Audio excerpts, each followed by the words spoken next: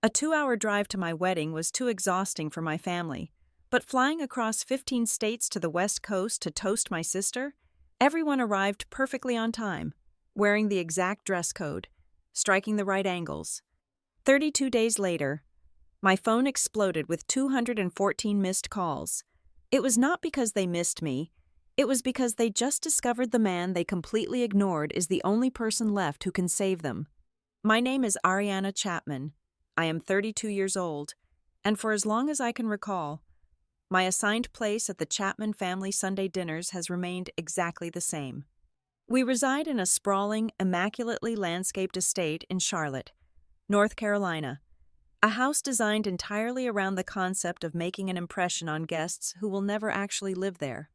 Our dining room is a cavernous space anchored by a massive, custom-milled mahogany table that could comfortably seat 14 people.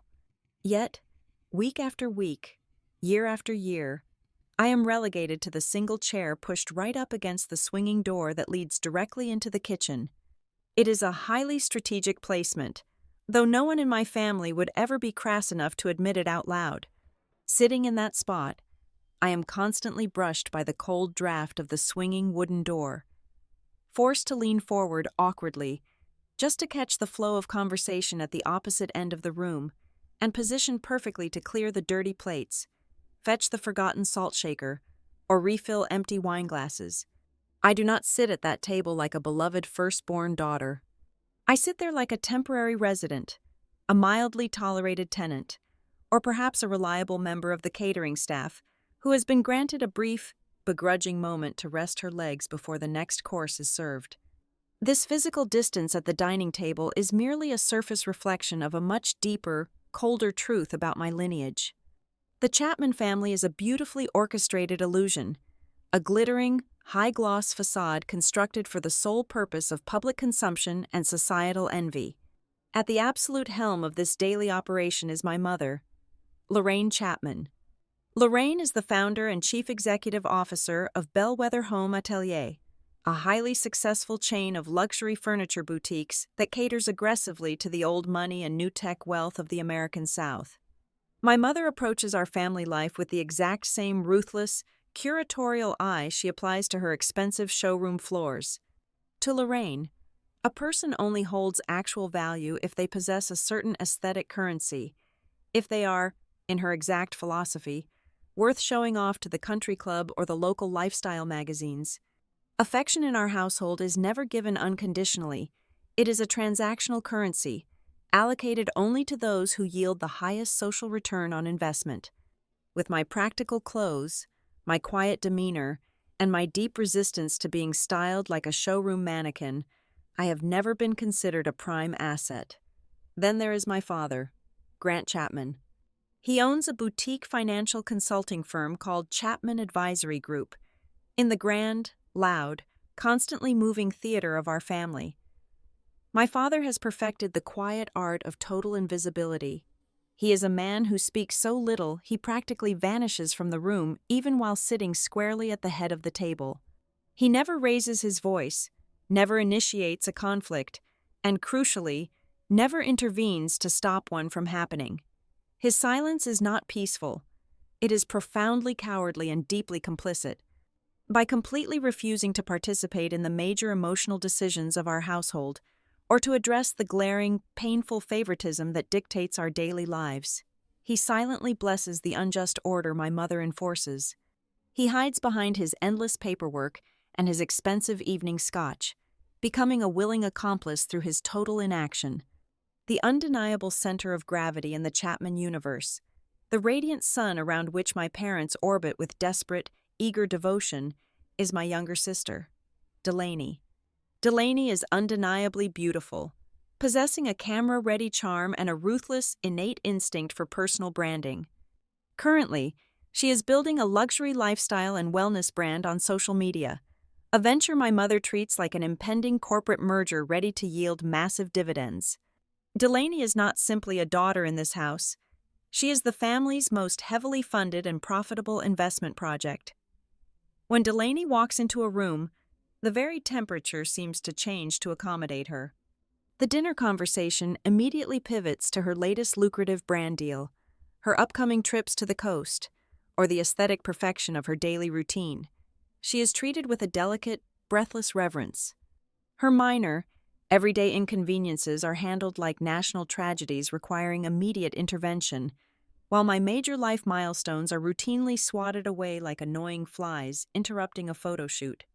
My own professional life exists in a mundane realm my family flatly refuses to understand or respect. I work as a senior presentation designer at Marrow Civic Studio, a highly respected agency specializing in visual storytelling for global organizations and large civic institutions. I take incredibly complex data sets, heavy financial projections, and dense strategic plans, and I translate them into compelling, persuasive visual narratives. My daily work directly helps secure millions of dollars in funding for sustainable urban infrastructure and vital public health initiatives. Yet, at the Sunday dinner table, whenever my career is accidentally brought up by a visiting relative, it is immediately and ruthlessly minimized. My mother will wave a perfectly manicured hand and casually tell her friends that I just make pretty slides for boring corporate meetings. My sister will frequently text me late at night, asking me to fix the font on her digital party invitations, fully equating my high-level design strategy with basic word processing. They do not care to understand the weight of my world because it does not directly elevate their social standing. This toxic dynamic is not a recent development born of adulthood. The foundation of this neglect was poured a very long time ago, solidifying into cold concrete when I was just a teenager. The specific memory that still beats like a badly bruised rib inside my chest occurred when I was exactly 17 years old. I had spent 6 grueling months agonizing over an architectural portfolio, pouring every single ounce of my raw talent, sleepless nights, and quiet desperation into a submission for a highly prestigious, state-level design scholarship. Against all the statistical odds, I won the grand prize. It was the proudest, most validating moment of my young life. The formal award ceremony was held on a Tuesday evening in the grand echoing auditorium of the State University. I remember sitting in the very front row with the other nervous recipients, my heart hammering wildly against my ribs. I constantly turned around to check the middle section of the theater, where I had proudly saved 3 seats for my parents and my sister. Those 3 velvet seats remained entirely empty. I watched them through the long opening remarks, through the tedious presentation of the minor academic awards, and right through the moment the dean called my full name and I walked across the polished wooden stage to accept my framed certificate. I smiled tightly for the official photographer, holding a heavy piece of paper that suddenly felt completely hollow and meaningless. When I finally returned home late that night, taking the public city bus because no one had bothered to come pick me up, I found our house completely buzzing with chaotic, high-pitched energy. My mother had abruptly taken Delaney to a last-minute casting call for a local fashion boutique's spring promotional campaign. The scholarship, my monumental, life-changing achievement, had simply been erased from the family calendar the exact second an opportunity for Delaney to be photographed arose.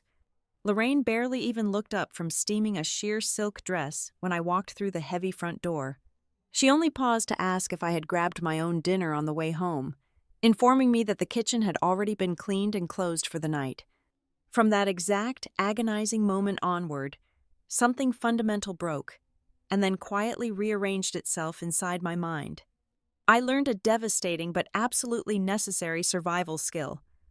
I learned exactly how to shrink my own joy before anyone else could do it for me. I stopped sharing my victories at the dinner table. I stopped seeking their validation, because the complete absence of their applause was far more deafening and painful than their everyday silence. I actively molded myself into the low-maintenance daughter. I made sure I did not cause trouble. I never demanded fairness, and I certainly never asked for a prime, comfortable seat at the mahogany table. I simply existed in the faded margins of their vibrant lives, quietly doing the thankless logistical tasks, picking up the heavy slack, and watching them pour all their emotional and financial resources into the golden child. I became the ultimate backup plan, the reliable, unremarkable background character in the ongoing Delaney Chapman show. I accepted my assigned position by the swinging kitchen door, mistakenly believing that if I asked for absolutely nothing, I could not be hurt by receiving absolutely nothing in return. I watched them slowly build their glittering, fragile empire on a deeply unstable foundation of appearances, choosing to ignore the structural rot that was visibly spreading beneath the floorboards. I let them believe I was weak, perfectly compliant, and eternally available for their immediate convenience. But the universe possesses a very precise, unforgiving sense of irony. It would take many years, a spectacularly ignored wedding, and a catastrophic financial collapse to violently shift the balance of power. The day was rapidly approaching when the glittering facade would crack wide open, and the exact same people who had always treated me as a disposable afterthought would find themselves standing in the cold, lining up outside my front door in utter, humiliating desperation. By the time that specific day arrived, however, they would be forced to realize a terrifying truth. I was no longer the quiet, agreeable girl sitting right next to the kitchen door. The air in Asheville always felt distinctly different from Charlotte. It was crisper, entirely lacking the suffocating, heavy humidity of societal expectations that clung to my mother's meticulously curated estate. I had escaped for the weekend to a small, independent bookstore cafe tucked away on a steep, cobblestone side street, seeking a temporary refuge in the comforting scent of roasted dark beans and aging paper. I was on hour 4 of wrestling with a particularly stubborn data visualization for a massive civic housing project, aggressively tapping my keyboard. He was sitting exactly one table over. He did not have a sleek laptop or a glowing tablet. Instead, he was focused on a massive, intimidating stack of thick printed documents, meticulously making notes in the margins with a silver fountain pen. Julian Mercer. He wore a faded navy sweater that looked soft to the touch, and a pair of dark jeans that had actually seen real wear. When he finally looked up, catching me glaring murderously at my frozen screen, he smiled. It was a genuine, quiet smile that reached the corners of his eyes. "Formatting rebellion?" he asked. His voice was a low, steady baritone that instantly made the chaotic noise of the cafe fade into the background. "Something exactly like that," I replied, running a hand through my messy hair. "The numbers refuse to tell the visual story I need them to tell today." He nodded thoughtfully, tapping his silver pen against the mountain of paper on his table. "I spend my days trying to find the actual truth hidden inside the numbers. Usually, it is a much more complicated story than people want to admit." I found myself genuinely smiling back. "What is it that you do?" "I work in risk," he said simply, leaning back in his wooden chair. "Assessing it, mostly, structuring guarantees, mitigating disaster." We ended up talking for 2 solid hours. When we finally left the cafe, I noticed he drove an old, boxy, dark green SUV that rattled slightly when he turned the ignition key. Over the next 6 months, Julian became the quietest, most profound earthquake of my entire life. There were no expensive dinners at restaurants with waiting lists longer than a city block. There were no extravagant, branded gifts designed solely to be photographed and posted online to generate envy. Instead, there was a steady, immovable consistency that I had never experienced before. He remembered that I took my coffee black with exactly 1 sugar packet. He noticed when the stress of a major presentation deadline made my shoulders tense up, silently appearing behind my chair to massage the tight knots away without needing to be asked. Most importantly, when I spoke, he actually listened to me. He never hijacked my sentences midway to pivot the spotlight back onto his own achievements. For the first time in my 32 years of existence, I was sitting across from someone who looked at me not as a useful accessory, not as a reliable backup plan, and certainly not as a disappointment. Julian looked at me as if I were the absolute center of the room, the focal point of the entire narrative. He effortlessly made me realize that genuine kindness does not require a grand stage, a professional lighting crew, or an audience of envious onlookers to be real. Celeste Rowan, my fiercely protective best friend, and a corporate attorney with a razor-sharp instinct for finding blood in the water, was the very first person to squint at the neat, unassuming picture Julian presented. We were sitting in her high-rise downtown apartment on a Friday night, splitting a cheap bottle of red wine after a brutal week. "I like him," Celeste said, swirling the dark liquid in her glass. "I really, genuinely do. He treats you like a queen. But Ariana, you need to open your eyes. A man who is that utterly unbothered, that perfectly comfortable in his own skin, usually has a safety net made of solid gold. He does not panic when the restaurant bill arrives. He does not flinch or look at prices. People who work a standard, mid-level desk job in risk assessment sweat at least a little bit about the economy. Julian does not sweat. He is just grounded," I argued, immediately defensive. "He likes simple things.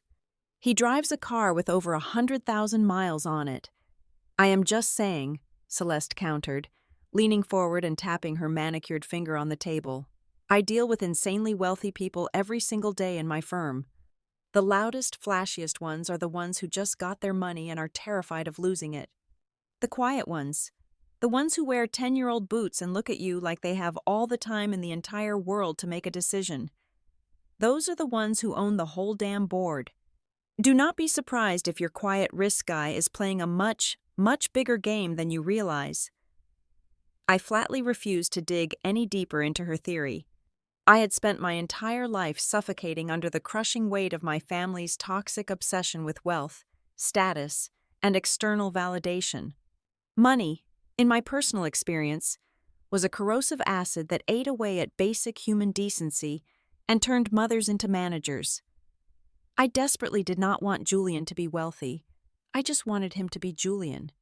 I wanted to keep our private sanctuary completely free from the cold, transactional accounting that defined my bloodline. The proposal happened on a crisp Tuesday morning in late October. We had driven up the winding roads to a remote, breathtaking mountainside trail near Highlands. There was no grand, staged setup waiting for us at the top. There were no hired string quartets hiding in the bushes playing romantic music, no professional photographers crouching behind boulders to capture my perfectly shocked reaction for a magazine spread. We were simply standing together on a jagged rocky outcrop, watching the thick morning fog slowly roll over the ancient Appalachian peaks. Julian turned to me, his hands resting casually in his warm coat pockets. He did not drop to one knee in a theatrical, sweeping display. He just looked at me with that same steady, anchoring gaze he had given me in the bookstore cafe on the day we met. "I want to wake up in the exact same house as you for the rest of my life," he said quietly, his voice carrying clearly in the thin mountain air. "I want to be your family, Ariana." He pulled a small, worn velvet box from his pocket and opened it. Inside rested a vintage ring, an intricate, beautifully crafted gold band holding a modest, incredibly clear sapphire flanked by two tiny, bright diamonds. It was perfect. It was quiet. It was real. "Yes," I breathed out, the single word feeling heavier and more important than anything I had ever said. The brutal contrast between the profound, soul-deep peace of that mountain and the absolute zero temperature of my family was immediate and violent. On the drive back down the mountain, riding high on a wave of quiet euphoria, I composed a quick text message to the Chapman family updates group chat. I attached a simple, unfiltered photo of our hands resting casually together on the center console of his old SUV, the deep blue sapphire catching the bright midday light. "Julian and I are engaged," I typed out, my fingers trembling slightly with a foolish, lingering hope. "We are so incredibly happy." I hit send. I watched the little notification bubbles pop up at the bottom of the screen, showing that my mother, my father, and my sister had all read the message within 2 minutes. Then, the silence stretched out. 5 minutes. 10 minutes. 15 minutes. Finally, my phone buzzed sharply in my lap. A single message from my mother. "Lorraine. Oh, how nice. Congratulations." There were no exclamation points. There were no follow-up questions asking how he proposed, where we were, or when we were planning to celebrate as a family. There was no phone call. Exactly 45 seconds later, a second message from Lorraine popped up in the exact same chat thread, completely burying my announcement. "Delaney's Founder Weekend in Santa Barbara is officially locked in for the 24th of next month.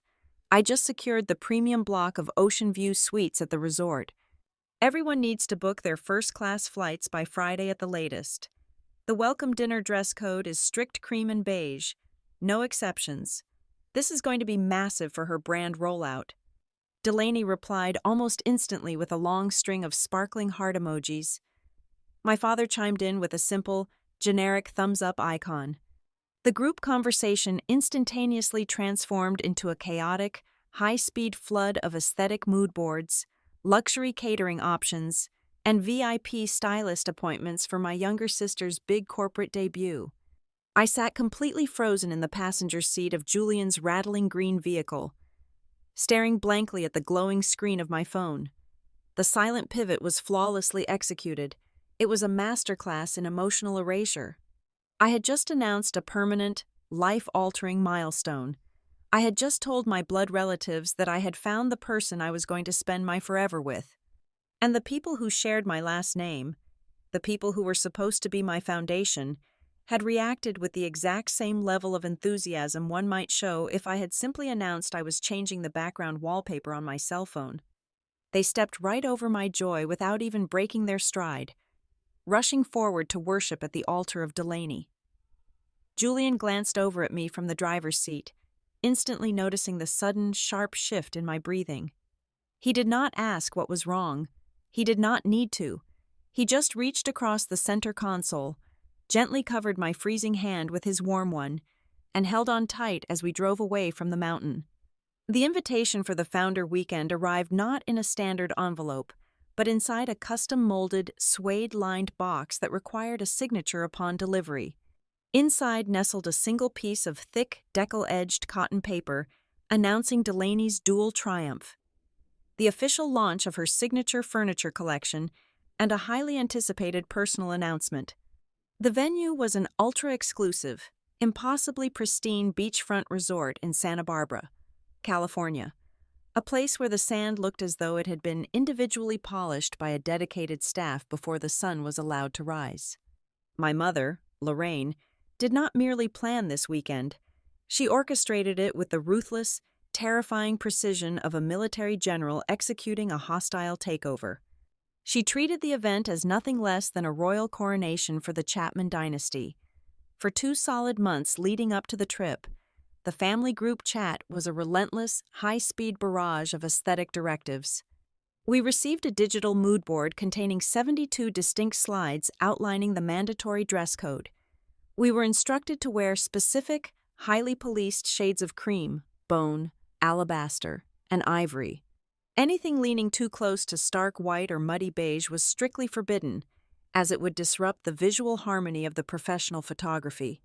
Lorraine personally financed first-class airplane tickets for an army of aunts, uncles, and cousins.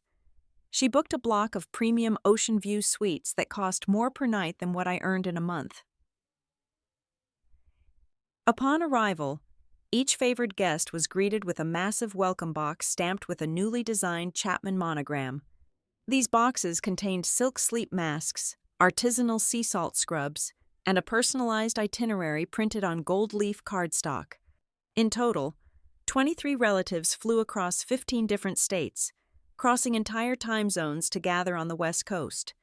They arrived perfectly styled, phones already recording, ready to document every single manufactured moment. They flooded social media with glowing tributes, celebrating Delaney as if she were a self-made titan of industry rather than a heavily subsidized influencer whose entire business model relied completely on her husband's deep pockets. Naturally, the lavish financial umbrella did not extend to cover my attendance. I paid for my own economy class ticket, enduring a grueling layover in Dallas. I paid for my own standard issue room in a completely different, noticeably cheaper hotel, situated 3 miles inland from the glowing epicenter of the Founder Weekend. When Julian and I finally arrived at the resort's grand ballroom for the opening gala, we were swiftly directed by a woman wearing an earpiece to a small, cramped table located at the absolute outer edge of the room. It was situated perfectly next to the swinging metal doors of the catering station, a location so remarkably similar to my designated spot at the Sunday dinner table in Charlotte that I almost laughed out loud at the cruel, poetic symmetry. Julian looked immaculate in a tailored, charcoal gray suit that he wore with effortless, quiet confidence. As we sat among the constant clatter of waitstaff rushing by with trays of caviar blinis, he reached under the table and squeezed my knee. He did not complain about the draft from the kitchen door, nor did he mention the fact that my mother had barely offered us a tight, distracted nod when we entered the room before spinning around to bark an order at a lighting technician. About an hour into the evening, Weston Hale decided to grace our peripheral table with his loud, expansive presence. Weston was Delaney's husband, a commercial real estate developer who wore too much expensive cologne and possessed the exhausting energy of a man who firmly believed every room he entered was a stage built entirely for his benefit. His face was already flushed with the vibrant, arrogant heat of several expensive Scotch cocktails. He leaned heavily onto the back of my chair, barely acknowledging my existence, and locked his slightly glazed eyes onto Julian. Julian, Weston boomed, his voice carrying easily over the soft jazz playing in the background. Ariana mentioned you do something with risk. What is that exactly? Insurance? Actuarial tables? Crunching the boring numbers so the rest of us can actually build the skyline?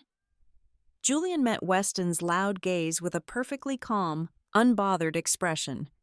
He took a slow sip of his sparkling water. Something like that, Julian replied smoothly, his tone remarkably even. I deal in risk assessment and structured guarantees. Mostly focused on large-scale institutional projects, Weston let out a short, patronizing bark of a laugh, clearly unimpressed by the understated description. He completely dismissed Julian, physically turning his broad shoulders away from us to address a cluster of his wealthy college fraternity brothers who had wandered over to our corner. You boys want to hear about real risk? Weston announced loudly to his captivated audience, taking another deep swallow from his crystal glass. The Marlowe House Project. We are completely gutting that historic property downtown, turning it into the most exclusive boutique hotel in the state. The capital requirements are absolutely insane. The city council has been breathing down my neck for months, demanding a massive completion guarantee before they sign off on the final permits. My current backers started getting cold feet. Weak stomachs, the lot of them. Weston leaned in closer to his friends, lowering his voice into a conspiratorial, boastful register that was still entirely audible to everyone sitting at our table. But I finally cracked the vault, boys, Weston declared, a smug, triumphant grin spreading across his face. We are in the final stages of locking down a massive bailout guarantee from Northline Fidelity Group. Do you have any idea how completely impossible it is to even get a phone meeting with those guys? They are the absolute apex predators of the financial backing world. They do not talk to anyone. But my brokers managed to slip our portfolio right onto the top desk. Once that ink dries next week, we are untouchable. I froze, my breath catching sharply in my throat. I slowly turned my head to look at Julian. He was sitting perfectly still, his hands folded neatly in his lap, his expression an absolute, impenetrable mask. He did not blink. He did not interrupt. He simply sat there, quietly listening to this arrogant, heavily intoxicated man brag about conquering a fortress. The profound, staggering irony of the moment was so thick it practically suffocated me. Weston Hale was standing mere inches away from the very architect of his supposed salvation. He was loudly boasting about forcing open the final, impossible door, completely unaware that the man holding the only key to that exact door was sitting right behind him, politely enduring his disrespect. Neither Weston nor any of his captivated friends bothered to turn back around and ask Julian a single follow-up question. In their eyes, we were just the boring relatives sitting by the kitchen, occupying space until the real show began. The climax of the evening occurred just as the sun began to dip below the Pacific horizon, painting the sky in aggressive, fiery shades of orange and bruised purple. The heavy ballroom doors were thrown open, and the crowd was ushered out onto the private beach. Delaney stood on a specially constructed, elevated wooden platform that hovered above the sand. She wore a flowing, custom-draped gown of raw silk that caught the ocean breeze perfectly. Lorraine stood just slightly behind her, vibrating with intense, proprietary pride, her eyes darting around to ensure every hired photographer was capturing the exact right angle. With a theatrical flourish, Delaney pulled a golden ribbon attached to a massive suspended box. Thousands of biodegradable, pale pink confetti pieces exploded into the salty air, raining down over the cheering crowd. It was a girl. The announcement of the brand launch seamlessly merged with the announcement of the pregnancy, creating a masterfully monetized spectacle of human existence. Servers instantly circulated with trays of vintage champagne. The 23 relatives who had flown across the country raised their crystal flutes into the twilight, their voices rising in a loud, unified chorus of celebration. They toasted to Delaney's brilliance, to her expanding family, to her undeniable success. I stood at the very back of the crowd, exactly where the sand met the paved walkway. I did not hold a glass of champagne. As the pale pink confetti drifted down and settled onto the shoulders of my tailored jacket, I raised my hands and began to clap softly. It was a mechanical, hollow motion. In that precise, chilling moment, standing on the edge of that extravagant Californian beach, the final, lingering illusion I held about my family completely shattered. For years, I had quietly rationalized their absence. I had told myself they were too busy, too stressed, too geographically scattered to show up for the quiet milestones of my life. But looking at the sheer scale of this orchestrated perfection, looking at the dozens of relatives who had joyfully sacrificed their weekend to stand in a color-coordinated formation, the brutal truth became undeniable. My family did not lack the necessary time. They did not lack the financial resources. They certainly did not lack the sheer, relentless energy required to show up. They possessed all of those things in massive, overwhelming abundance.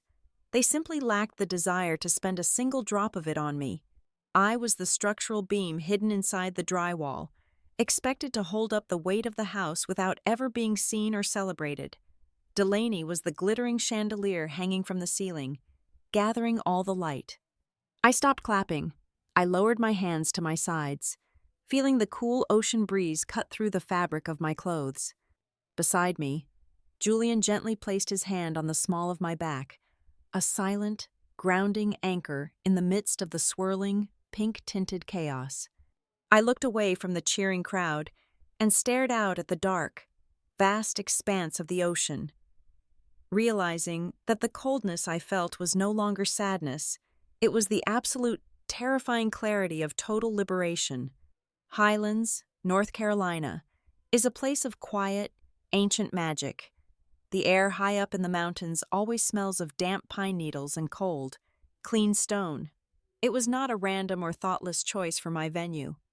I selected a beautiful, intimate lodge nestled deep in the forest specifically because it was exceptionally accessible. From my parents' sprawling, immaculate estate down in Charlotte, the drive was just a little over 2 hours. You could leave your house after a leisurely breakfast, drive up a well-paved, scenic highway, and arrive comfortably before lunch. There were no connecting flights required, no complicated hotel logistics, no valid geographical hurdles whatsoever. I mailed the thick, understated invitations precisely 3 months in advance, carefully including pre-stamped, pre-addressed response cards to make the process completely frictionless for everyone. Then, I waited. The silence that followed was not sudden. It was a slow, agonizing drip that eroded my spirit day by day. Weeks passed, and my mailbox remained entirely empty. I watched Julian's side of the guest list fill up rapidly with warm, enthusiastic acceptances from family members scattered across the northern and midwestern states. Meanwhile, my side of the ledger remained a blank, echoing void. When the final deadline came and went, I was forced into doing the most humiliating task a bride can undertake. I had to pick up my phone and personally call the people who shared my bloodline, practically begging them to simply check a box on a piece of paper. The responses I received were a masterclass in polite, devastating evasion. My aunt sighed heavily into the receiver. complaining that the air travel to California for Delaney's event the previous month had simply drained her physical reserves, and a 2-hour drive to the mountains felt like an absolute marathon she could not endure. My cousin cited a vague, sudden surge in his corporate workload, conveniently ignoring the fact that he had just spent 5 consecutive days drinking expensive champagne on the West Coast without a single glance at his laptop. An uncle claimed his lower back was acting up due to the changing weather. Others mumbled something about the shifting seasons and feeling terribly fatigued. The repeating chorus was always exactly the same. They had just traveled so much lately. They spoke to me in exhausted, patronizing tones, as if I were demanding they cross a harsh desert on foot, rather than simply asking them to drive a standard vehicle up a highway to witness my wedding vows. The final, lethal blow was delivered exactly 4 days before the ceremony. My mother called me on a Tuesday afternoon. I answered on the second ring, a foolish, stubborn flicker of hope rising in my chest that perhaps she was calling to finalize a rehearsal dinner detail or offer to help with the floral arrangements. Instead, her voice was brisk, distracted, and utterly devoid of any maternal warmth. "Ariana, darling," Lorraine began, her tone clipping the edges of the words sharply. "I am looking at the schedule, and it is just impossible right now. The warehouse is an absolute disaster with the new inventory, and Delaney is having a terrible time with her morning nausea. You understand, right? It is just a little gathering anyway. It is not like we need to mount a massive production for this. Please do not expect the whole world to stop for a small afternoon thing. It is not exactly like Delaney's launch weekend." She hung up the phone before I could even formulate a breath, let alone a coherent response. I sat entirely alone on my living room sofa, staring at the blank, dark screen of my phone, feeling the walls of the room tilt and compress around me.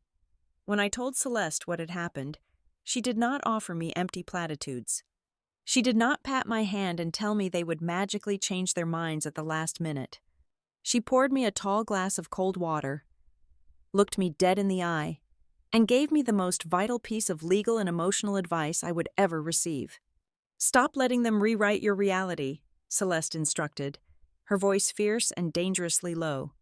"They are going to do this, and then later, they are going to tell you it was your fault for not accommodating their busy schedules. You need to document it, every single text message, every voicemail, every email. Do not do it to be petty or vindictive right now.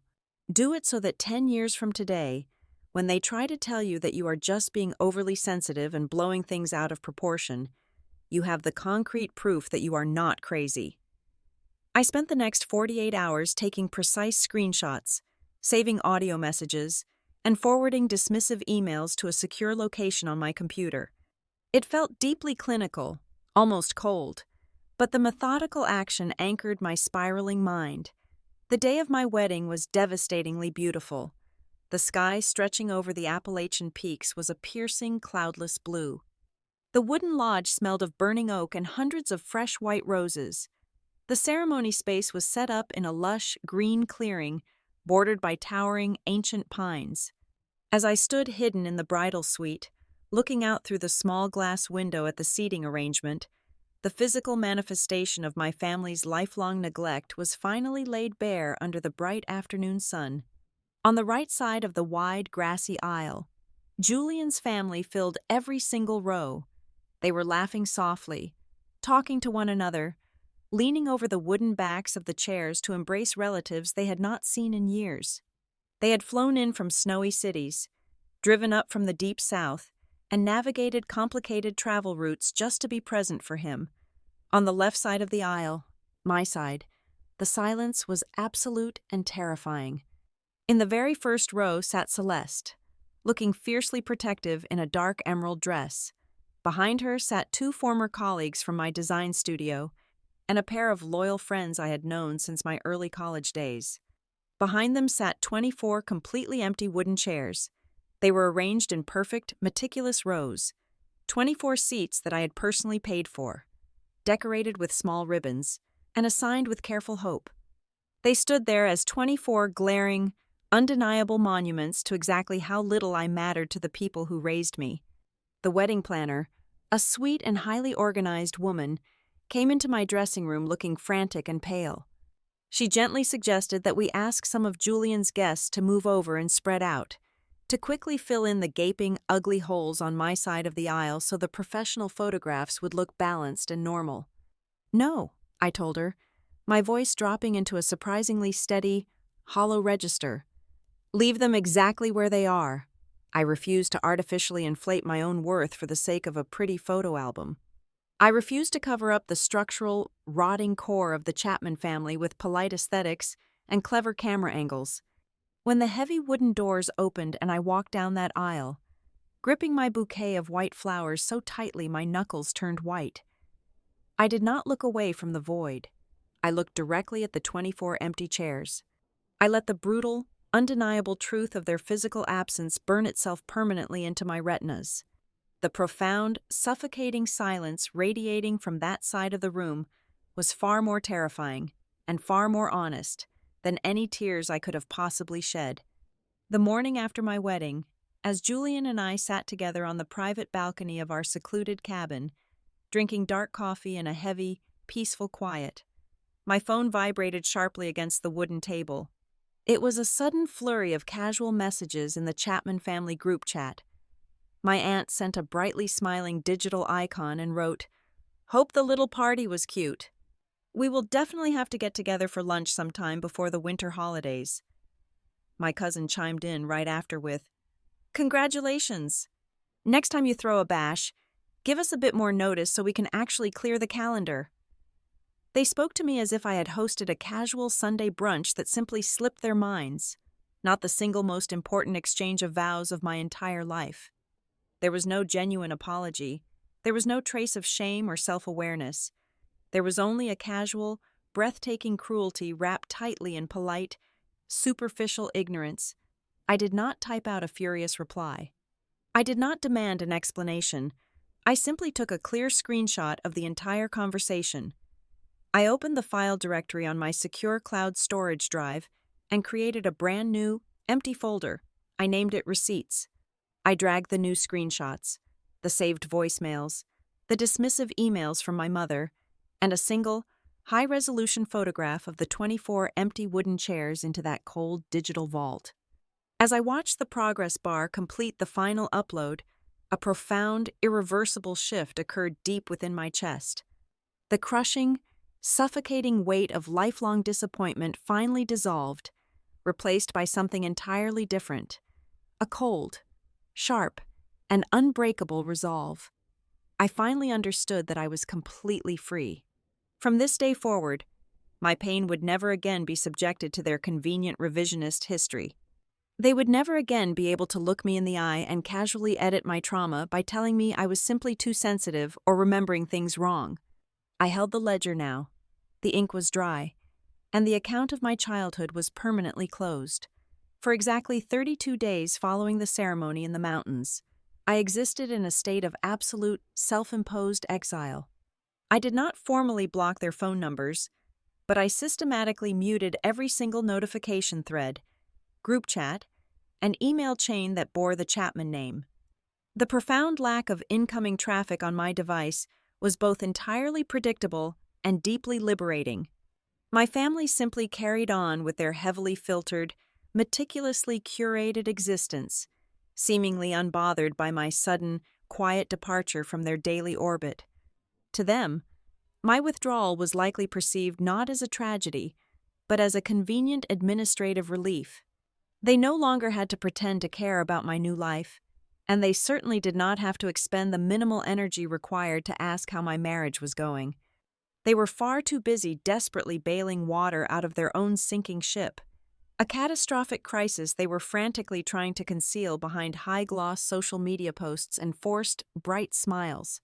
However, the laws of financial gravity are absolute, and no amount of aesthetic manipulation can hold back a collapsing ledger forever.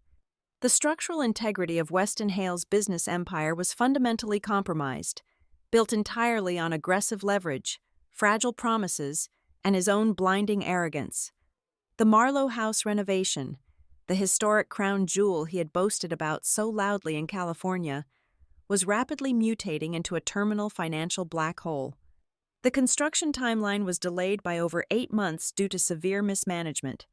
Dozens of subcontractors were actively filing legal liens against the property and threatening to walk off the job site due to massive, mounting unpaid invoices. The most critical, fatal issue, however, was the sudden, terrifying withdrawal of his primary institutional backer. The original financial firm responsible for underwriting the massive performance guarantee had taken a much closer, highly critical look at Weston's chaotic balance sheets.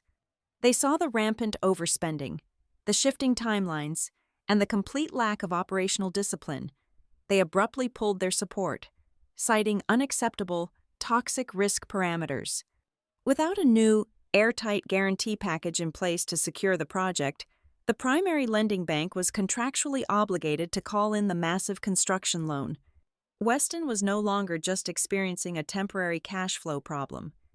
He was staring directly down the barrel of a multi-million-dollar default that would shatter his entire professional reputation. Weston, in his infinite, reckless wisdom, had not isolated this financial radiation to his own company.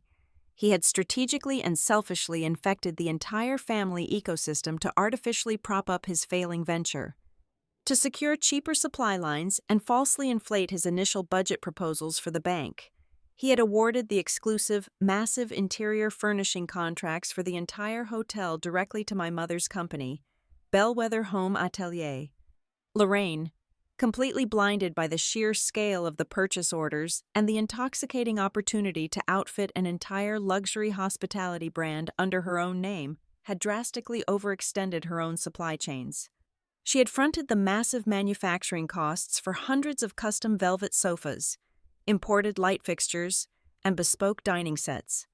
All of that expensive inventory was currently sitting in a humid, rented warehouse, waiting for a hotel that might never actually open its doors. If Weston went bankrupt and defaulted on his vendor contracts, Bellwether Home Atelier would absorb a devastating, potentially fatal loss, dragging my mother's pristine empire down into the mud with him. The rot, however, went even deeper than furniture contracts. My father, the eternally silent, perpetually conflict-averse Grant Chapman, had committed the ultimate, fatal error of cowardice. Nearly 2 years prior, when Weston desperately needed a rapid injection of liquid capital to bridge a temporary, supposedly minor cash flow gap, Grant had quietly signed a legally binding personal guarantee against a significant portion of the debt. He never breathed a single word of this massive liability to me. By trying to keep the peace, by appeasing my mother's golden son-in-law, and by refusing to ask the hard, uncomfortable questions, my father had effectively strapped his own boutique financial consulting firm and his own personal retirement assets directly to Weston's sinking anchor. If the Marlowe house collapsed, Grant Chapman would be financially ruined alongside him. The absolute cold sweat panic within Weston's corporate office must have been palpable. His highly paid financial team was frantically searching for a miracle, aggressively scraping the bottom of the barrel for any firm willing to assume the massive, radioactive risk of a failing hotel project. Their final, desperate, and entirely unlikely hope rested on a pending application submitted to Northline Fidelity Group. The junior analysts began running the standard, deep-dive background checks on Northline's executive structure to find a vulnerable angle, a mutual connection, or any possible leverage to force the heavy doors open. They pulled the corporate registration filings, they scanned the board of directors, and right there, sitting at the absolute apex of the corporate hierarchy, listed in stark black and white ink as the primary founder, majority shareholder, and chief executive officer, was a name that made the blood freeze solid in Weston's veins: Julian Mercer. It was the exact same Julian Mercer who drove a rattling 10-year-old vehicle. The exact same Julian Mercer who had sat quietly at a cramped, drafty table near the catering kitchen in Santa Barbara, politely drinking sparkling water while Weston loudly and publicly mocked his profession. The risk guy they had all completely dismissed was the absolute sovereign of the very institution holding their execution orders. I can only imagine the sheer, suffocating silence that descended upon my parents' pristine mahogany dining table when Weston finally drove over to deliver the devastating news. The revelation did not trigger a profound wave of moral shame. It did not spark a sudden, heartbreaking realization of how poorly, how cruelly they had treated me for 3 decades. My family was fundamentally incapable of that level of genuine introspection. Instead, the shocking discovery merely triggered a violent, immediate recalculation of their available assets. The geographical coordinates of their salvation had simply shifted overnight. The impossible, ironclad fortress of Northline Fidelity Group was no longer an unapproachable corporate monolith in a distant high-rise building. It was suddenly sitting right in my living room. The key to their survival was sleeping in my bed. The news spread through the Chapman bloodline faster than a dry forest fire fueled by heavy winds. Not a single person in that house uttered the phrase, "We really should have driven up to the mountains for her wedding." There was absolutely no remorse for the 24 empty wooden chairs left rotting in the sun. There was only raw, calculated survival instinct. The very first tactical command that left my mother's perfectly lined lips, echoing through their panicked war room, was entirely predictable. "Call Ariana right now," Lorraine commanded, her voice stripping away any pretense of maternal warmth. "Be gentle. We need to bring her back into the fold immediately." For 32 consecutive days, I had been nothing but a ghost to them. I was the difficult, overly sensitive, entirely disposable daughter who had quietly and conveniently removed herself from the playing board. But on the morning of the 33rd day, a crisp, bright Saturday, the entire axis of our family dynamic inverted violently. I woke up slowly, enjoying the quiet, peaceful warmth of the early morning sun filtering through the bedroom blinds. Julian was already awake, reading a thick hardcover book beside me. I rolled over, stretched, and reached for my phone on the wooden nightstand, simply intending to check the local weather forecast for the weekend. As I lifted the device, the screen was completely saturated, illuminated by an aggressive, continuous stream of digital alerts that stacked one on top of the other in rapid succession. There were precisely 214 missed interactions. There were dozens of missed phone calls. There were long, overflowing voicemails marked urgent. There were excessively sweet, frantic text messages from aunts, uncles, and cousins I had not interacted with in months. There were messages from my father, checking in on his favorite girl. There was a long, flowery paragraph from my mother, casually suggesting a lavish Sunday brunch, and there were 3 separate, desperate pleas from Delaney. Overnight, without lifting a single finger, without speaking a single word, I had miraculously transformed from the invisible, ungrateful burden of the family into their sole, desperate, and entirely indispensable lifeline. As I sat up in bed, staring at the glowing screen vibrating endlessly in my palm, I felt a cold, sharp smile slowly form on my lips. The long season of their indifference was officially over, and the era of their absolute, humiliating hunger had just begun. The digital onslaught was not a slow trickle. It was a highly coordinated, relentless tactical assault. Over 200 notifications clogged my phone's screen within a matter of hours. There were frantic voicemails from the exact same aunts and uncles who, just weeks prior, had claimed they were simply too exhausted to drive 2 hours up a scenic mountain highway to witness my wedding vows. Suddenly, they were all suffering from a profound, burning nostalgia for my presence. The woman who had blamed her lower back for missing my ceremony left a high-pitched, breathless audio message declaring how much she missed my face and insisting that the extended family absolutely needed to organize a massive dinner so they could properly get to know Julian. The sheer, breathtaking hypocrisy of it all was almost artistic in its execution. They moved as a synchronized hive, entirely driven by the scent of capital. The virtual siege quickly breached the physical world. On a quiet Tuesday afternoon, the doorbell of my apartment chimed sharply. I opened the door to find my mother standing on the welcome mat. Lorraine was holding a massive, extravagantly wrapped gift basket overflowing with imported cheeses, artisan crackers, and a heavy bottle of vintage red wine.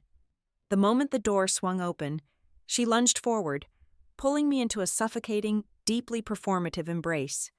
She patted my back with the exact rhythmic motion of an actress, ensuring the cameras captured the optimal angle of her maternal devotion. I stepped back, allowing her to enter my modest living room. She perched herself on the edge of my sofa, her designer coat clashing loudly with the understated fabric of my furniture. She did not ask how the wedding went. She did not ask if I was happy. She spent exactly 1 minute complimenting the natural lighting in the room before her intense anxiety forced her to pivot with whiplash-inducing speed. "Sss. Julian," Lorraine began smoothly, her voice dropping into a conspiratorial, deeply interested register. "Weston was just telling us the most fascinating things. He mentioned Julian works at Northline Fidelity Group. That is such a massive, intimidating firm. What level is he at, exactly? Is he a senior director? A regional vice president?" I did not offer her a glass of water. I did not sit down beside her. I remained standing perfectly still, crossing my arms over my chest, and looked directly into her meticulously painted eyes. "You did not drive over here because you suddenly missed your daughter," I said, my voice entirely flat, stripped of any anger or sorrow. "You are sitting on my sofa right now because your son-in-law ran a Google search on my husband." The effect was instantaneous and deeply satisfying to witness. The heavy, glossy layer of maternal warmth painted across her face cracked and shattered in a matter of seconds. Her jaw tightened, her eyes darted toward the door, and the calculated, loving mother vanished completely, replaced by a panicked, cornered businesswoman whose supply chain was rapidly collapsing. She opened her mouth to mount a defense, to spin a web of plausible deniability, but the utter coldness in my expression silenced her. She left the gift basket on the table and practically fled my apartment. By evening, the second wave of the assault began. Delaney called. I answered the phone simply to observe the script she had prepared. She utilized her signature, heavily practiced influencer voice, a cloying mixture of honeyed sweetness and weaponized fragility. "I heard Mom came over and things got a little tense." Delaney sighed into the receiver, sounding deeply exhausted by my supposed irrationality. "Listen, you really need to stop being so petty about the whole mountain wedding thing. We are all under a massive amount of stress right now. Weston is barely sleeping. You have to understand that this is the exact moment we need to put family above our own personal feelings. We need to be a united front." The absolute lack of self-awareness was staggering. The golden child, who had happily watched her entire family abandon my milestone to celebrate her branded aesthetic, was now lecturing me on the moral necessity of familial sacrifice. I hung up the phone without saying a single word.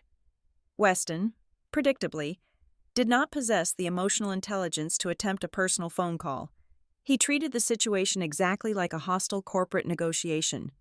He sent a lengthy, meticulously formatted email to my personal address. I read it on my laptop screen, marveling at the sheer sociopathy of the text. There was zero warmth, zero acknowledgement of the past. The entire message was built on dense corporate jargon. He typed extensively about leveraging synergy, maximizing mutual upside, and exploring unprecedented opportunities for the whole family to align our financial interests. He boldly suggested a casual lunch meeting between himself, me, and Julian to discuss strategic partnerships.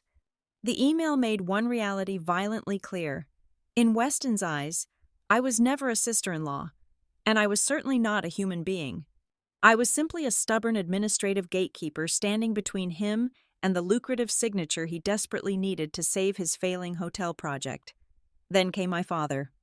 Grant called early on a Thursday morning, his voice thick with a heavy, trembling hesitation. He was the very first person in the entire family to explicitly bring up the wedding day. "I am sorry," Grant murmured, sounding older and smaller than I had ever heard him. "I am so deeply sorry I was not there to walk you down the aisle. I should have driven up. I know I failed you." If he had made that exact phone call 30 days ago, I might have fallen to my knees and wept.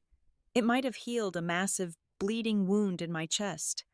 but arriving precisely at the exact moment his own financial survival depended entirely on my goodwill. The apology tasted like ash in my mouth. It was not born of genuine paternal remorse. It was a raw, biological survival reflex. He was a man watching the water rise above his chin, finally deciding to apologize to the person standing on the only dry boat in the harbor. I told him his apology was noted, and I ended the call. The siege rapidly escalated. I began actively blocking their phone numbers, one by one. The response was a desperate, chaotic circumvention of my boundaries. They borrowed mobile phones from their warehouse employees to bypass the blocks. They utilized burner numbers and left frantic voicemails from unlisted corporate landlines. My quiet, peaceful sanctuary of an apartment felt entirely surrounded by an army of mercenaries. I was trapped inside a fortress, besieged by a group of people who only ever bothered to knock on a door when they calculated that the person standing on the other side possessed a tangible, redeemable cash value. On Friday night, the tension reached its absolute peak. Julian and I were sitting on the sofa in the dim light of the living room when an unknown number illuminated my phone screen for the 5th time that hour. Julian reached over and gently covered my hand with his. His expression was a storm of quiet, dangerous, protective fury. "Give me the word," Julian said softly, his tone carrying the absolute, crushing weight of a man who commanded an empire. "I will handle this. I can make one phone call to my legal department right now. I will have them draft aggressive cease and desist orders by midnight. I will personally review Weston's portfolio tomorrow morning and permanently shred his application. I will shut every single one of them down so completely they will never dare to speak your name again." I looked at my husband. I felt a profound, overwhelming surge of love for his willingness to become the monster they feared. Just to shield me from their venom, it was the most tempting offer I had ever received. With one nod, the relentless noise would stop, and my tormentors would be instantly crushed by a power they could not comprehend. But I slowly shook my head. I pulled my phone out from under his hand and set it face down on the wooden coffee table. "No," I replied, my voice steady and resolute. "If you step in and crush them for me, they will simply transfer their awe to you. They will respect your wealth. They will cower before your institutional power, and they will continue to look right past me. They will just see me as a lucky girl who managed to marry a heavily armed bodyguard." I stood up from the sofa, feeling the adrenaline flood my system, sharp and cold. "I do not want them to fear my husband," I said, staring out the window into the dark city streets. "I want them to be forced, for the very first time in their miserable lives, to look directly at me." The following Tuesday, the three of us convened around my dining table, treating the polished wood like a war room map. Celeste had brought her heavy leather briefcase, and Julian had brought a thick black portfolio bearing the Northline Fidelity Group crest. We needed to surgically separate the emotional carnage of my family from the cold, hard mathematics of the business dossier. Julian opened his folder first, his demeanor shifting effortlessly from the warm husband I knew to the absolute apex predator of the financial sector. He wanted to be crystal clear that my personal vendetta was not the driving force behind Northline's corporate strategy. "Even if you begged me on your hands and knees to approve this loan, Ariana," Julian said, his voice carrying the flat, clinical tone of an auditor, "I could not legally authorize it. My underwriting department had already flagged Weston Hale for critical failure weeks before we even flew out to California." Julian laid out the printed spreadsheets. Weston had actively inflated the appraised value of his primary collateral by nearly 40%. He had a verified, documented history of stringing along a massive chain of local subcontractors, leaving critical invoices unpaid for over 90 days while continuing to draw personal management fees. Furthermore, there were massive, undocumented cash withdrawals masking severe operational deficits. The Marlowe House project was not merely a struggling hotel. It was an active financial crime scene. Even without my presence in the equation, the file was destined for the shredder. With the business reality firmly established, Celeste took control of the table. She opened her laptop and helped me systematically organize the massive digital folder I had named Receipts. We did not just look at the raw screenshots. We built a legally unassailable, aggressively detailed timeline. We placed the list of the 23 relatives who happily bought first-class tickets to fly across 15 states directly next to the list of excuses those exact same people gave for being too tired to drive a mere 2 hours to the mountains for my wedding. We matched the exact timestamps of their dismissive text messages with their glowing real-time social media posts celebrating Delaney. The side-by-side comparison was a painfully sharp, undeniable indictment of their collective choices. It was a flawless map of their hypocrisy. But Celeste is a seasoned corporate attorney, and her primary instinct is always to follow the paper trail down to its deepest, darkest roots. While combing through my personal financial documents to ensure my own assets were completely firewalled from Weston's impending bankruptcy, she uncovered a discrepancy that made the air in the room turn to ice. When my maternal grandmother passed away, she had established a modest trust fund in my name. The specific stipulations of the trust dictated that the funds were to be unlocked and dispersed upon the legal registration of my marriage. I had completely forgotten about its existence amidst the agonizing chaos of the wedding planning. Celeste ran a routine legal inquiry to the holding bank to initiate the transfer of the assets. The bank returned the inquiry. The account was practically empty. My father, Grant Chapman, acting as the primary legal custodian of the account during my early 20s, had authorized a massive, supposedly temporary withdrawal many years ago. The paper trail was perfectly, terrifyingly clear. He had quietly siphoned off nearly 80% of my inheritance. He had not stolen it to buy a sports car. He had taken it to quietly patch a disastrous, early financial hole left by one of Delaney's failed boutique ventures. I sat completely frozen in my chair, staring blindly at the printed bank statement Celeste slid across the table. This revelation was an entirely different species of betrayal. It bypassed the emotional neglect and ventured directly into systemic parasitism. They had not merely ignored my wedding day. They had systematically, silently cannibalized my personal future to ensure my sister's aesthetic survival. My father had literally signed away my grandmother's blessing, stealing my financial security to buy Delaney another chance at the spotlight, all while maintaining his cowardly silence at the Sunday dinner table. The ground beneath my feet was already shifting violently, but the final, sickening revelation came from the promotional materials Weston had blindly submitted to Northline Fidelity Group.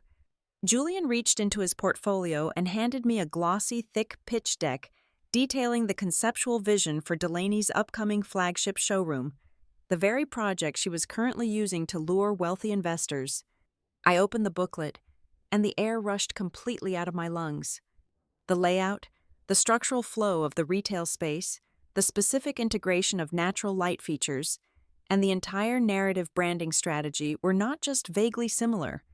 They were identical to a comprehensive, 60-page design proposal I had painstakingly built for my mother's company exactly 2 years ago.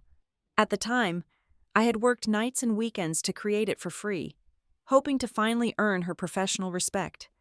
Lorraine had casually dismissed my work as too avant-garde and entirely unusable, tossing it aside without a single word of thanks. "They stole it," I whispered, tracing the lines of a floor plan I had drawn by hand with my own stylus.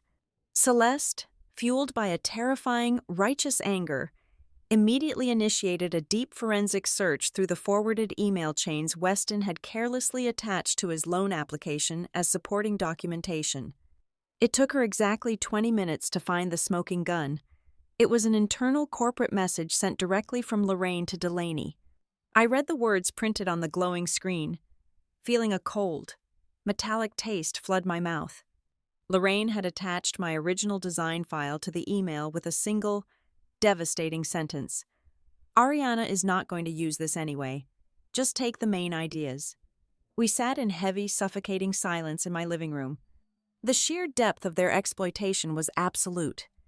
They had taken my peace, they had secretly drained my money, and they had blatantly stolen my intellect, all while actively convincing the world that I was the difficult, untalented daughter.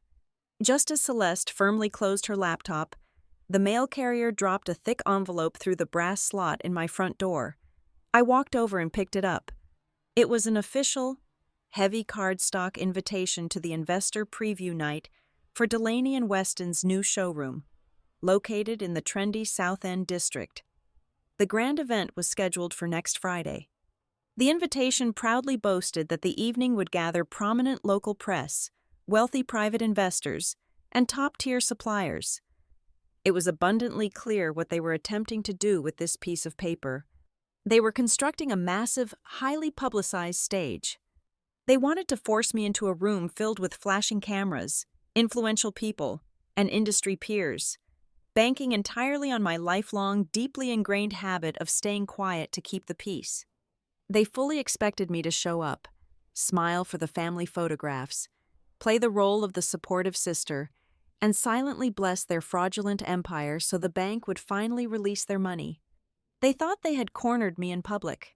The atmosphere in our social circles grew incredibly thick and suffocating as the investor preview night approached. It was exactly like living inside a massive glass balloon that was being continuously pumped with highly pressurized air. Everyone could clearly see the transparent surface stretching, warping, and threatening to shatter into a million jagged pieces. Yet everyone simply smiled and pretended the tension did not exist.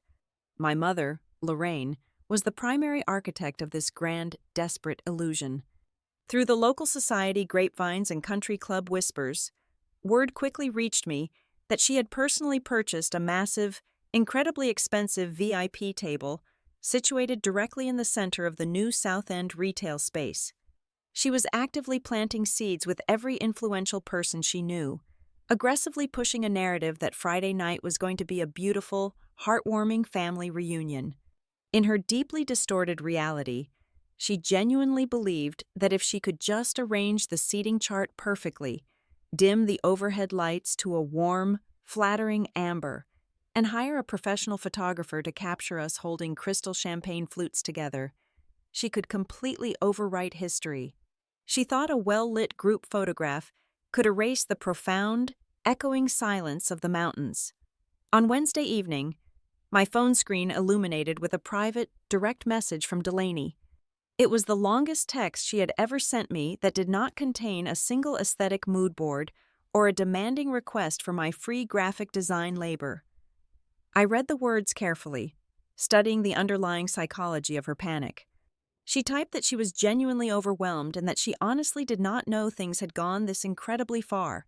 For a brief, fleeting second, the tone felt remarkably different from her usual polished arrogance.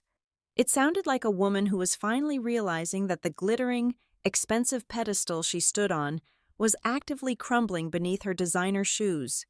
I could distinctly feel her standing on a terrifying precipice, torn violently between the crippling fear of losing her glamorous, heavily sponsored life and a quiet, deeply buried conscience that was waking up entirely too late. However, right at the very end of the lengthy paragraph, her survival instinct brutally overpowered her momentary guilt. She added a final, desperate sentence. She begged me to understand that Weston really just needed exactly 10 minutes of Julian's time at the party to clarify a minor misunderstanding with the loan application. It was a tragic, predictable pivot. Her rare apology was not a bridge. It was simply a toll booth. She was only reaching out because the bank was threatening to close her doors permanently. I sat in my living room, staring at her message, and chose not to reply. Julian was sitting in the armchair across from me, reviewing a dense legal contract. He did not ask me what Delaney had said, and he certainly did not pressure me to make a decision about attending the upcoming event. His support was a quiet, immovable foundation. He simply closed his leather portfolio, stood up, and walked over to hand me a thick, sealed manila envelope. The front was stamped with the official seal of Northline Fidelity Group's legal department. "I will never tell you what to do regarding your blood relatives," Julian said, his voice a steady, comforting anchor in the swirling chaos. "If you want to stay home, we will lock the doors, turn off our phones, and watch a movie. If you want to go, I will stand right beside you. But if you do decide to walk into that room, I want you to carry this." He tapped the heavy paper. Weston is a desperate man, and desperate men lie loudly when they are cornered in public. He will try to spin his financial failure into a personal vendetta. He will attempt to tell those wealthy investors that Northline rejected his application out of petty family spite. This envelope contains the official, legally binding rejection letter from my underwriting team, explicitly detailing his inflated assets, his unpaid contractors, and his fraudulent accounting practices. It proves that the rejection was purely an objective, professional execution. No one gets to twist our professional integrity to save their fragile ego. I took the envelope, feeling its solid weight in my hands. It was a powerful shield, but I also needed a sword. That was where Celeste came in. My brilliant, ruthless friend arrived at my apartment the following evening carrying a sleek black leather folder. She sat down at my kitchen island and methodically arranged the weapons she had forged. It was a perfectly organized, highly sanitized legal dossier of my family's lifelong betrayal. Celeste had printed out the exact email where Lorraine had explicitly instructed the extended family to skip my ceremony, casually referring to the most important day of my life as my little wedding so they would not waste their time. She included the legally certified bank statements documenting my father's quiet, devastating withdrawal from my grandmother's trust fund, highlighting the precise date he drained my future to pay for a financial disaster connected to Delaney. Right behind that, she placed the undeniable side-by-side visual comparison of the stolen showroom concept. She had placed my original date-stamped design files directly next to the glossy promotional brochures Weston was currently handing out to his investors. Every single line, every narrative structure, every spatial arrangement was an exact match. It was a masterfully compiled record of theft, both emotional and intellectual. "You do not have to use any of this," Celeste told me, her sharp eyes studying my face. "But if they try to back you into a corner, if they try to force you to smile and play the compliant, forgiving daughter for the local press, you pull the ripcord. You let them know that you hold all the cards." Meanwhile, the external pressure was mounting exponentially. The local Charlotte media outlets were aggressively promoting the upcoming event. Lifestyle magazines and business blogs were running glowing, preemptive features on Delaney, painting her as the ultimate emblem of the modern Southern-style businesswoman. They highlighted the South End showroom as the crown jewel of her expanding empire. The stakes had been artificially inflated to an absolute maximum. The room on Friday night was going to be packed with prominent journalists, wealthy private equity managers, and top-tier luxury suppliers. Everyone attending had a massive, vested interest in maintaining the flawless facade. It was an environment where keeping up appearances was not just a social courtesy, it was a strict economic requirement. My family desperately needed me to walk into that brightly lit space and silently validate their lies with my physical presence. I spent hours thinking about the 24 empty wooden chairs in the mountains. I thought about the cold draft by the kitchen door that I had endured for years. I thought about the architecture scholarship they completely ignored, the money they secretly took, and the ideas they blatantly stole. And then, I made my absolute final decision. I was going to RSVP, yes. I was not going to that showroom to save Weston's sinking hotel project. I was not going to absorb their vague, conditional apologies wrapped up in corporate synergy. I was going to attend because, for my entire existence, I had allowed them to dictate my physical and emotional posture. I had always made myself small so their massive egos could comfortably expand, but that era was completely over. I was going to walk directly into the glittering, high-stakes arena they had meticulously constructed, and I was going to stand up entirely straight. On the evening of the preview, the late afternoon sun cast long, golden shadows across my bedroom floor. I stood alone in front of the tall wooden mirror, carefully slipping into a tailored, minimalist dress the color of dark midnight. The fabric was heavy, structured, and completely devoid of the chaotic, ruffled embellishments my mother always tried to force upon me. It was not cream, it was not bone, and it was certainly not beige. It was a dress designed for a woman who did not need to catch the light because she generated her own. I smoothed the dark fabric over my hips, looking directly into my own eyes in the reflection.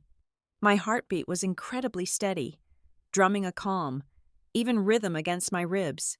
There was no familiar flutter of anxiety, no deep, gnawing fear of saying the wrong thing and upsetting the delicate familial balance. I picked up the black leather folder Celeste had prepared, placing Julian's sealed legal envelope securely inside it. As I fastened my watch around my wrist, a profound, quiet realization settled over my shoulders. For the very first time in my 32 years of life, I was preparing to step into a room entirely designed and controlled by my family, and I was not the slightest bit afraid of how they would define me. The heavy swinging kitchen door was finally closed. I was the one holding the keys now. Exactly 24 hours before the grand investor event in the South End district, the final, fragile layers of my family's carefully constructed mythology began to violently peel away. It started on Thursday morning. Celeste arrived at my apartment before I had even finished my first cup of coffee. She did not bother knocking. She simply unlocked the front door with her spare key and marched straight into my kitchen. Her face set in a grim, terrifying mask of triumph. She placed her phone flat on the granite counter and slid it toward me. "A disgruntled second cousin just forwarded this to me," Celeste said, her voice sharp enough to cut glass. Apparently, Lorraine did not give her a premium VIP seat for tomorrow night, so she decided to burn the entire house down out of spite. I looked down at the glowing screen. It was a clear, high-resolution screenshot of a private group chat, an exclusive digital room I was obviously never invited to join. The timestamp was dated precisely 3 weeks before my wedding day. The message was sent directly from my mother's personal phone.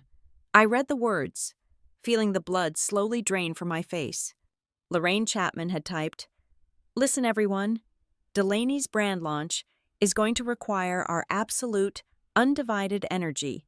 She needs the family to appear completely united and focused on the West Coast that week. Do not exhaust yourselves driving out to the mountains for Ariana's little gathering. It is just a minor thing. We have much bigger priorities right now, and I need you all looking fresh and rested for the cameras in California." The revelation struck me with the physical force of a heavy blow to the ribs. This single image completely obliterated any lingering, pathetic delusions I might have harbored about bad backs, heavy workloads, or seasonal fatigue. The 24 empty wooden chairs at my ceremony were not the unfortunate result of a scheduling conflict. They were the direct result of a calculated, top-down boycott, commanded by the matriarch of the family and obediently executed by the rest of the bloodline. My mother had actively campaigned against my joy, to ensure my sister maintained an absolute monopoly on the family's attention. The toxic adrenaline from that discovery had barely settled in my veins when the sun finally went down, plunging the city into a deep, bruised twilight. My phone vibrated loudly on the wooden coffee table. The caller identification displayed my father's name. I answered it, placing the device on the speaker setting so the sound could fill the empty living room. "Ariana," Grant began. His voice was a thin, ragged rasp, the sound of a man who had finally run out of places to hide. "I need to tell you something before tomorrow night. Something about your grandmother's trust fund." I did not interrupt him. I let him stumble through the humiliating confession. He admitted that many years ago. He had signed the authorization papers to temporarily borrow the money from my account. He spun a pathetic, desperate narrative about Weston needing immediate liquid capital for an early real estate venture, and Delaney crying in his office, begging him to save her husband's reputation. Grant swore he had extracted a firm promise from Weston to replenish the account after the deal closed, a promise that, naturally, vanished into thin air. But the most revealing part of his confession was not the theft itself. It was the exact timing of his guilt. "The Marlowe House project is collapsing. Ariana," my father whispered, sheer panic vibrating through the speaker. "If Weston defaults on his massive loans, the primary lenders are going to initiate a full forensic audit of all his associated accounts and early investors. They are going to drag every single old financial document into the light. They will find the unauthorized transfer from your trust, The secret is going to break wide open, no matter what we do. I just wanted you to hear it from me first." He was not calling to clear his heavy conscience. He was calling because the financial hounds were already actively scratching at the door, and he was desperately trying to control the narrative before the bank ripped his pristine reputation to shreds. He was trying to preemptively manage his own destruction. I terminated the call without giving him a single word of absolution. Less than an hour later, Julian walked through the front door. He did not bother taking off his dark wool coat. He walked straight into the living room, carrying a secure encrypted tablet from the Northline Fidelity Group Investigation Department. His jaw was locked tight, his eyes burning with a cold, protective fury.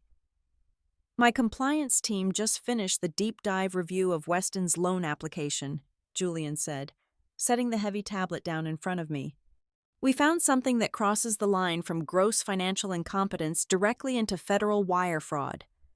I tapped the screen. The document displayed was the formal marketing and architectural pitch deck Weston had submitted to the bank to secure his multi-million-dollar guarantee. Northline's investigators had run a routine digital background check on the visual assets. "He did not just borrow your general design concepts," Julian explained, his voice dangerously low. "Weston took the exact digital rendering files you created 2 years ago. He submitted them to a major financial institution as proprietary assets owned by his development firm. The metadata embedded in those specific image files still contains your original digital signature and creation dates. He is actively using stolen intellectual property to secure a massive corporate bailout." The sheer, breathtaking audacity of the crime locked my lungs in place. My personal pain was suddenly running parallel to a massive, undeniable professional felony. They had treated my career as a silly, insignificant hobby, mocking my work as merely making pretty slides, right up until the exact moment my genius became incredibly lucrative for them. Then, they quietly harvested it, stripped my name away, and used it to build a fraudulent empire. The apartment was completely silent, the kind of heavy pressurized quiet that precedes a massive storm. It was nearly midnight when my phone lit up for the final time. Delaney was calling. I answered the call and pressed the cold glass to my ear. My sister was weeping uncontrollably, her breath catching in jagged, theatrical gasps. "I just saw the text message Mom sent about your wedding," Delaney sobbed, playing the role of the horrified, innocent bystander flawlessly. "I swear to you, Ariana, I had absolutely no idea she told everyone not to come. I never would have allowed that. You have to believe me. I am so devastated." I let her cry. I listened to the hollow, echoing sound of her performance until she finally ran out of breath. The darkness in my apartment felt absolute. "Delaney," I said, my voice completely stripped of any emotion, cold and smooth as polished marble. "Did you know that the entire concept file you submitted to the bank for your new showroom was my stolen intellectual property?" The weeping stopped instantly. The silence that poured out of the receiver was absolute, thick, and profoundly guilty. 10 seconds passed. 15 seconds. She did not deny it. She did not gasp in shock. She simply stopped breathing, completely paralyzed by the sudden realization that the ground beneath her feet had just vanished. That long, terrifying silence was the only confession I ever needed to hear. I hung up the phone. I stood up from the sofa and walked over to the dining table. I picked up the printed screenshot of my mother's betrayal. I picked up the verified bank statements exposing my father's theft. I picked up the digital forensic report from Northline detailing Weston's corporate fraud. I meticulously stacked the pages together, ensuring the edges were perfectly aligned, and slid them into a single, thin black folder. I placed the folder flat on the polished wood. I turned and looked at Julian, who was watching me from the shadows of the room. The fear, the hesitation, the lifelong habit of shrinking myself to fit into their world had been completely burned away, leaving only a sharp, unbreakable steel behind. "Tomorrow night," I said, my voice ringing with a terrifying clarity. "I am not going to that showroom to argue with them. I am going to end it." The investor preview night in the South End district was a masterclass in aggressive, high-gloss deception. The massive industrial space had been transformed into a gleaming temple of lifestyle branding, bathed in warm, flattering amber light. Photographers from local society magazines circled the room, snapping pictures of wealthy private investors, regional bank representatives, and top-tier suppliers holding delicate crystal glasses. At the very center of it all stood Delaney, wearing a flawless designer gown, radiant and perfectly positioned as the fresh, visionary face of the brand. Right beside her was my mother, Lorraine, wearing the impossibly proud, glowing smile of a woman who believed she had successfully engineered a dynasty. The moment Julian and I stepped through the heavy glass doors, the entire gravitational pull of the room seemed to violently shift. Lorraine's sharp eyes locked onto us instantly.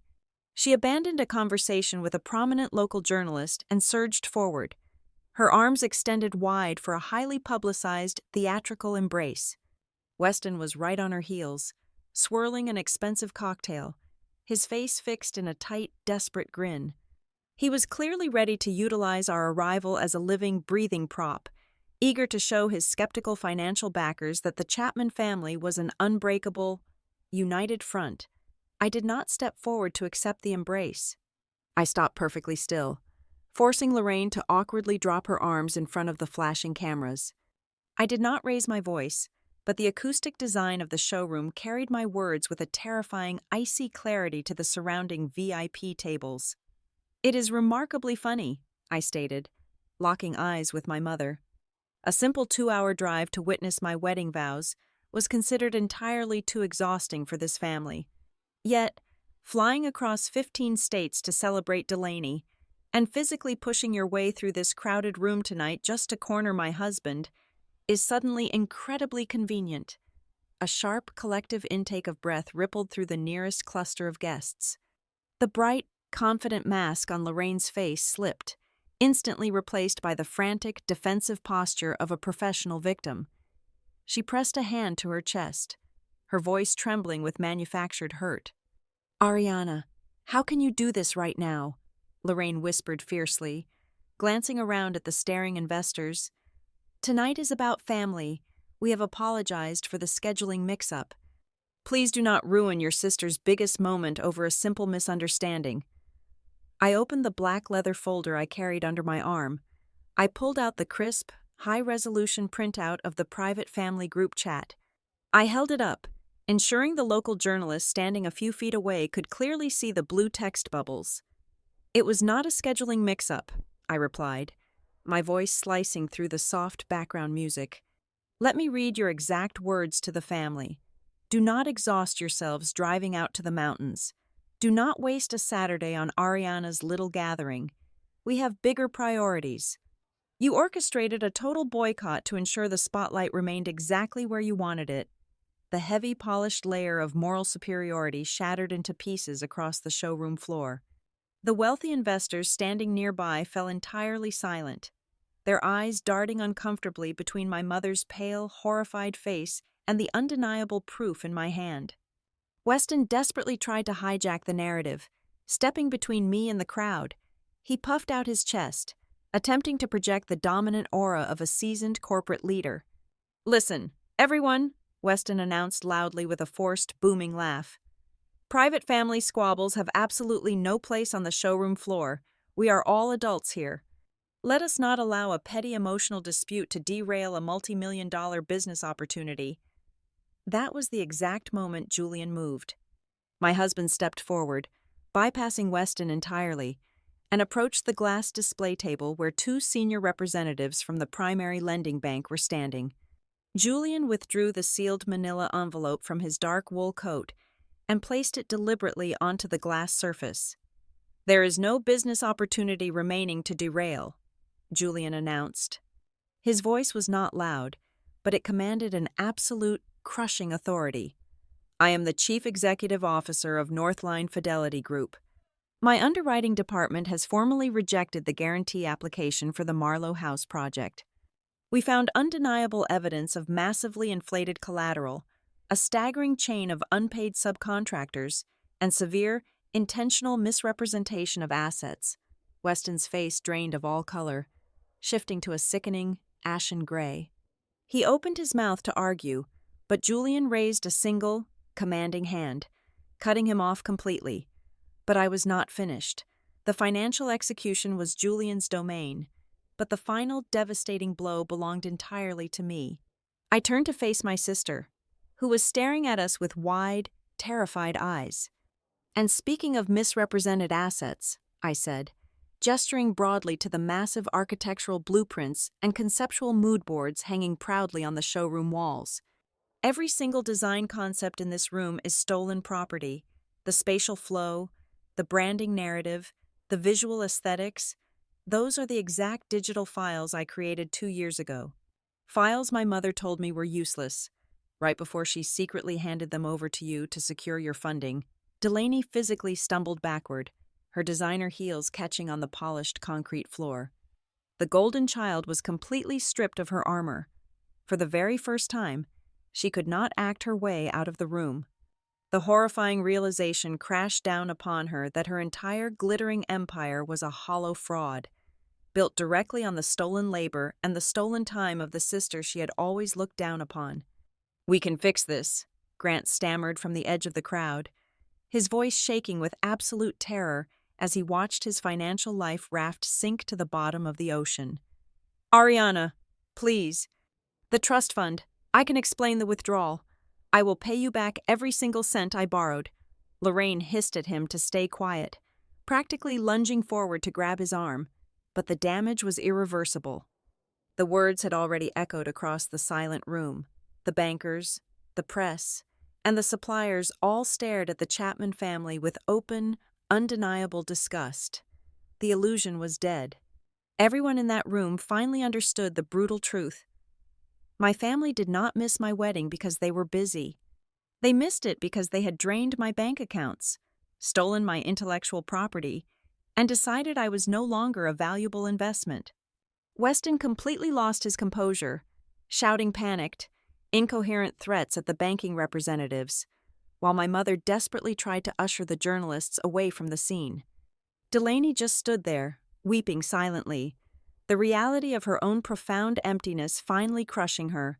Lorraine turned back to me, tears streaming down her face, begging for a private conversation, begging for a chance to make it right. "No," I said, snapping the black leather folder shut. The sound was as definitive as a judge's gavel. "There is absolutely nothing left to discuss.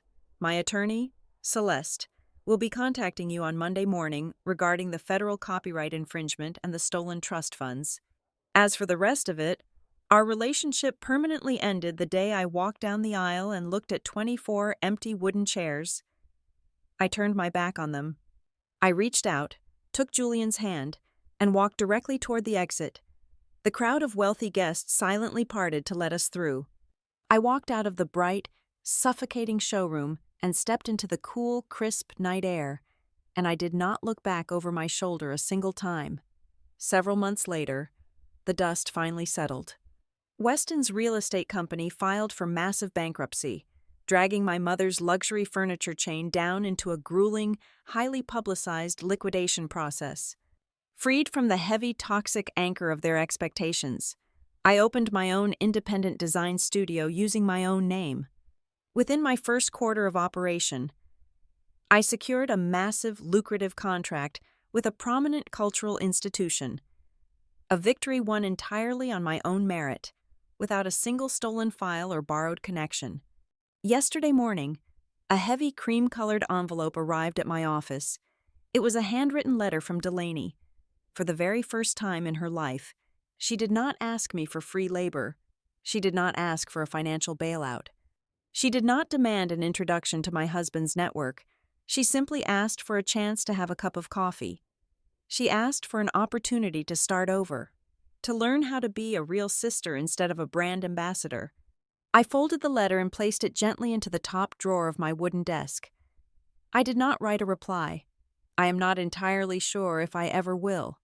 But as I sat in my sunlit office, looking out over the city skyline, a profound sense of peace washed over me. The power dynamic had permanently shifted. The door between us was finally closed, and for the rest of my life, I am the only person holding the key. Thank you so much for listening to this story. Please let me know in the comments where you are listening from so we can connect and share our thoughts. Do not forget to subscribe to the Maya Revenge Stories channel, like this video, and support us even more by hitting the hype button so this story can be heard by many more people.